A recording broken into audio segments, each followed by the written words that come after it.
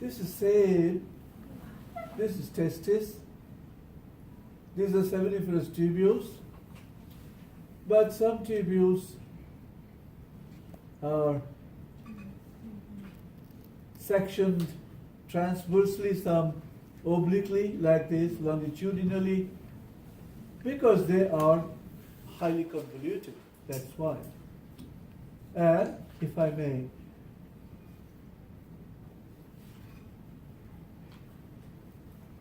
magnify, you see the same thing.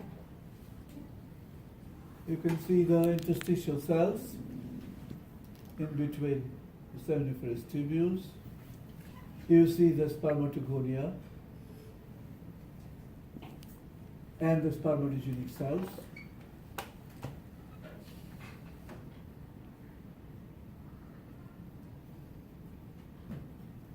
In the lumen, these are the sperm cells here. But there is a structure. Let me go back to low magnification and take you to, now look here.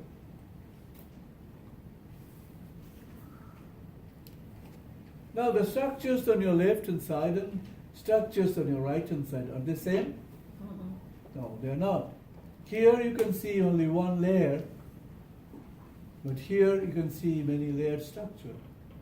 These are seminiferous tubules and this is ductus epididymis. This whole structure is epididymis. This is the head of the epididymis. Head. Here is the body. And now tail. This is the tail of epididymis. Looks like an inverted comma. Okay? Now, if I magnify this,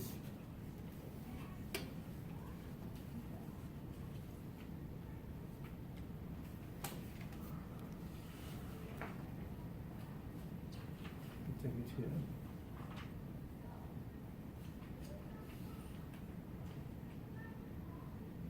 Do you have your lab manual with that lady doing exercise? It's I think page 591.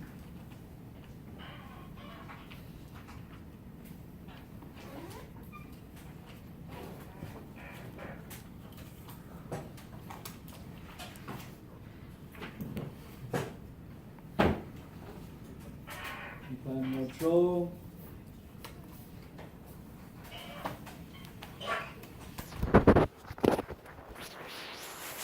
Page 591, look at section through epididymis.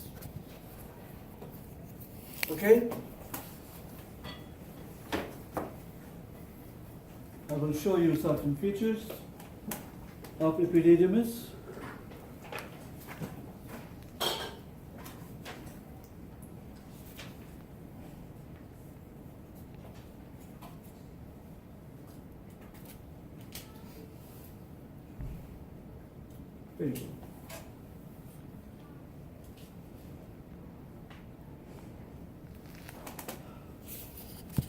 This is the lumen of epididymis, and these are sperm cells.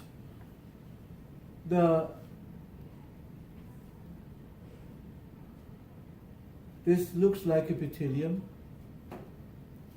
and the cells are columnar, isn't it? It looks like simple columnar epithelium. Here, it looks like pseudo-stratified epithelium. Yeah, you can see the nuclei at different levels, giving a false appearance of multilayered structure, but not. Each and every cell is attached to the basement membrane. So you can at best call it pseudo-stratified epithelium and here columnar epithelium. But can you see the cilia-like structure? Can you? Can you see this? these were first described as stereocilia, but these are not cilia. These are microvilli. These are extensions of the free surface of the cells. Now, what the microvilli are doing there? Was the function of microvilli. Previously, when first described, they were described as cilia, long cilia, stereocilia, because previously they thought that they might help moving the substance, but they don't move. Upon ultrastructural study, meaning through transmission electron microscope, these were found to be microvilli. Microvilli are meant for absorption.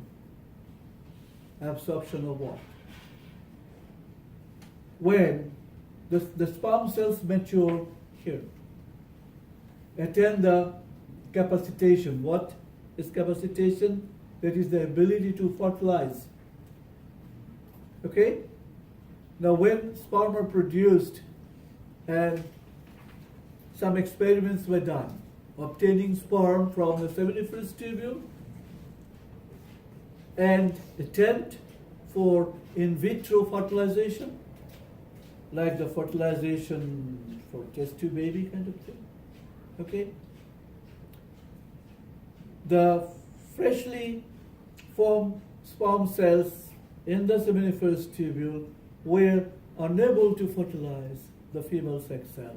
But when taken from epididymis, those sperm cells were able to fertilize. That means the sperm that were first tried, they were not mature enough. Here they're mature, and the sperm's ability to fertilize is called capacitation, and that is attained inside the epididymis. But in about a 2 months' time, if the sperm are not expelled, they degenerate, they disintegrate, and they cannot vaporize. They cannot get into the space. I'm just kidding. They are being reabsorbed, the raw materials are recycled. You get that? So, under this magnification, if you see, or if when you see like this, and if you are asked, identify the structure, or identify as you see the whole field of vision, what are you going to write? Epididymis. Okay? Now here, if you are asked, identify the whole field of vision, what you can say? If your test is okay, all right, yeah, it's correct. But you can say seminiferous tubules, yeah. And if you want to add some information, you can give seminiferous tubules of testis, but it goes without saying, it's a double kill. Seminiferous tubules are not present anywhere, only in the testis, okay? But never ever say epididymis of testis, because they are not parts of testis. Do you get that? Epididymis is a structure, is an accessory structure. It's a structure by its own merit.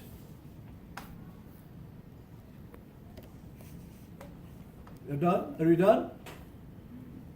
Now one more slide on male reproductive system. So what have you learned here?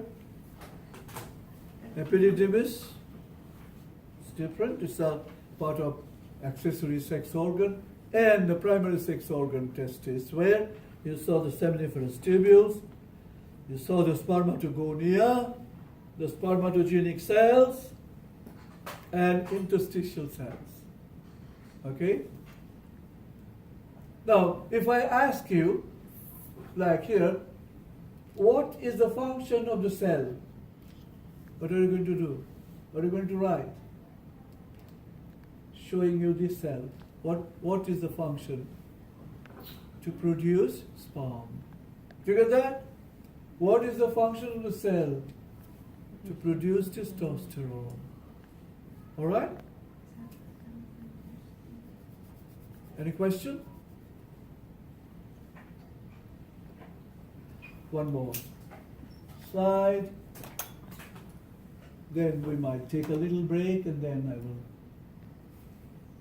will finish female reproductive system and also the histology of female reproductive system. There we go.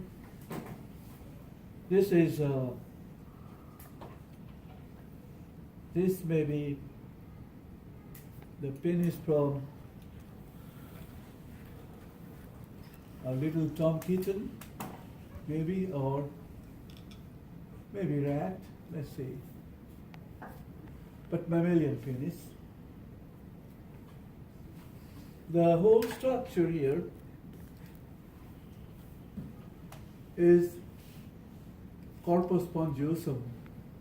This is the urethra, spongy urethra or penile urethra. Look at the blood vessels with the content red blood cells. So this section was taken when there was an erection, because the red blood cells did not leave. That means they were filled with blood. Let us look under higher magnification.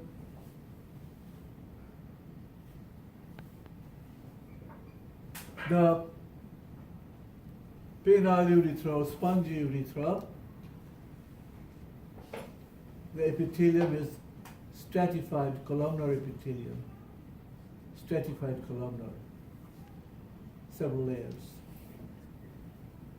And let us look at corpus cavernosum. We have to go past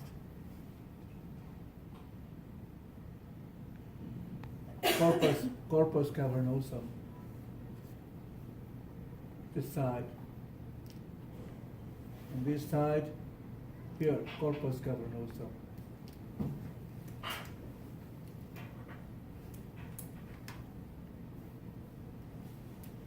Now, if I have this, and if I ask you, identify the structure or identify as indicated, what is this? The penile or spongy urethra. And if I ask you identify the structure, or here structure, corpus spongiosum. Okay? All right? So we're done with male reproductive system. Okay? Now the amount of information that you have